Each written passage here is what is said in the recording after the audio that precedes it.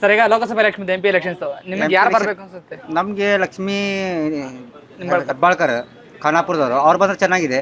ಈ ಅನಂತಕುಮಾರ್ ಹೆಗಡೆ ಏನು 10 ವರ್ಷ ಬಂದ್ರು ಅವ್ರು ಏನು ಮಾಡೇ ಇಲ್ಲ. ಸರ್ ಅವ್ರ ಹೆಸರು ಅಂಜಲಿ ನಿಂಬಾಳ್ಕರ್ ಅಂತ. ಅಂಜಲಿ ನಿಂಬಾಳ್ಕರ್ ಅವ್ರು ಬಂದ್ರೆ ಚೆನ್ನಾಗಿ ಏನು ಆಗುತ್ತೆ ನಿಮ್ದು. ಏನಾಗುತ್ತೆ ಅವ್ರು ಬಂದ್ರೆ? ಅವ್ರು ಬಂದ್ರೆ ಚೆನ್ನಾಗಿ ಏನಾರ ಇಂಪ್ರೂವ್ಮೆಂಟ್ ಮಾಡ್ಬೋದು. ಅಲ್ಲಿ ಅನಂತಕುಮಾರ್ ಹೆಗಡೆ ಬಂದು ಏನು ಮಾಡಿದ್ದಾರೆ? 10 ವರ್ಷ ಆಯ್ತು ಅವ್ರು ರಾಜಕೀಯ ಮಾಡ್ತಾ ಇದ್ದಾರೆ. ಏನು ಮಾಡಿದ್ದಾರೆ? ದಾಂಡ್ಲಿಗೆ ಅವ್ರ ಮುಖಾನ ತೋರಿಸಿಲ್ಲ ಇನ್ನು ಮಠ ಬಂದು ಏನು ಮಾಡಿದ್ದಾರೆ? ಏನು ಮಾಡೇ ಇಲ್ಲ. ಇಲೆಕ್ಷನ್ ಅಷ್ಟೇ ಬರ್ತಾರೆ ಅವರು ಬಂದ ಹಿಂಗೆ ಕೈ ಮಾಡ್ತಾರೆ ಹೋಗ್ಬಿಡ್ತಾರೆ. ನೋಡಿ ಮಂದಿಗೆ ಡೆವಲಪ್ಮೆಂಟ್ ಏನು ಮಾಡಿಲ್ಲ. ಏನು ಮಾಡಿದ್ದಾರೆ ದಾಂಡ್ಲಿಗೆ?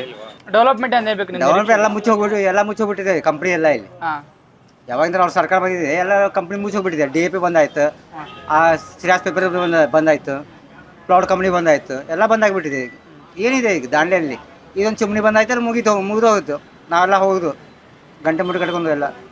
ಸರ್ ಈಗ BJP ಅಭ್ಯರ್ಥಿ ಕಾಗೇರಿ ಅಂತ ನಿಂತ್ಕೊಂಡಿದ್ದಾರೆ. ಕಾಗೇರಿ ಒಳ್ಳೆ ಮನುಷ್ಯ, ಅದು ಅವ್ರು ಚೆನ್ನಾಗಿದ್ದಾರೆ, ಅವ್ರ ಪರವಾಗಿಲ್ಲ. ಅವ್ರು ಬಂದರೂ ಏನು ಮಾಡೋದು ಡೆವಲಪ್ಮೆಂಟ್ ಏನಿಲ್ಲ. ಅಂಜಲಿ ನಿಂಬಾಳ್ಕರ್ ಬಂದರೆ ಏನಾರ ಸ್ವಲ್ಪ ಡೆವಲಪ್ಮೆಂಟ್ ಮಾಡ್ತಾರೆ ಅಂತ ನಮ್ಗೆ ಇದಿದೆ, ಹೆಮ್ಮೆ ಇದೆ. ಇಲ್ಲಿವರೆಗೂ ಅನುಕೂಲ ಆಗಿದೆಯಾ ಕಾಂಗ್ರೆಸ್ ಕಡೆಯಿಂದ ನಿಮಗೆ? ಇಲ್ಲಿವರೆಗೂ ಅನುಕೂಲ ಆಗಿದೆ? ಕಾಂಗ್ರೆಸ್ ಇತ್ರ ನಮಗೆ ಸಿಕ್ಕಾಪಟ್ಟೆ ಅನುಕೂಲ ಆಗಿದೆ. ಮನಿ ಸಿಕ್ಕಿದೆ, ದೇಶಪಾಂಡೆ ಯಂತ್ರ ಮನಿ ಇದೆ, ಎಲ್ಲ ಇಂಪ್ರೂವ್ ಮಾಡಿ ಕೊಟ್ಟಿದ್ದಾರೆ ನಮಗೆ ದೇಶಪಾಂಡೆ ಸರ್. ಕಾಂಗ್ರೆಸ್ ಯಂತ್ರ ನಮಗೆ ಸಿಕ್ಕಾಪಟ್ಟೆ ಇಂಪ್ರೂವ್ಮೆಂಟ್ ಆಗಿದೆ.